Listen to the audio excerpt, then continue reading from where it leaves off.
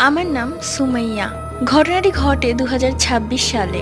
সেই দিন রাতে বসে আমি পড়ছিলাম, হঠাৎ করেই আমার ঘুমটা ভেঙে যায়। আমি দেখতে পেলাম আমাদের বারান্দায় কেউ যেন বসে আছে।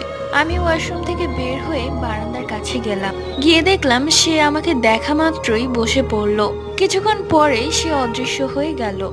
আমি খুব ভয় পেয়ে যাই এবং সেখান থেকে এক দৌড়ে আমাদের বাড়ি চলে আসি। বাড়ি এসে দেখি আমি তো ঘুমিয়ে আছি।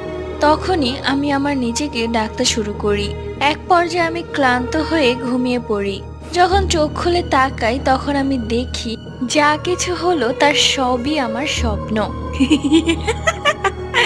এখন আজকের প্রশ্ন হচ্ছে, আমি এই গল্পের মধ্যে কয়টা ভুল বলেছি? ভিডিওর শুরু থেকে এক একটা ভুল কাউন্ট করে তোমরা কমেন্ট করে জানিও।